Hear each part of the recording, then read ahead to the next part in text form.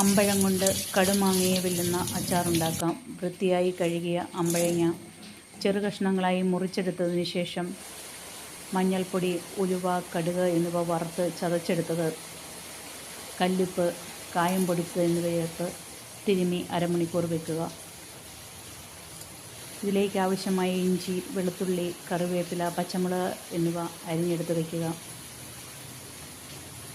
ചൂടായ മൺചട്ടിയിലേക്ക് ഇവിടെ ഞാൻ 200 മില്ലി കടുകെണ്ണ ചേർത്ത് കൊടുക്കുന്നുണ്ട്. ഇതിലേക്ക് നേരത്തെ അരിഞ്ഞു വെച്ച സാധനങ്ങൾ ചേർത്ത് നന്നായി മൂത്ത് വരുമ്പോൾ എരിവനുസരിച്ച് മുളക് പൊടി ചേർക്കുക.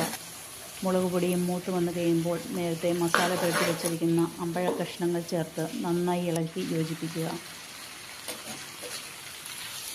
ഇതിലേക്ക് ഏകദേശം ഒരു 30 മില്ലി വിനാഗിരി കൂടി ചേർത്ത് ഇളക്കുക.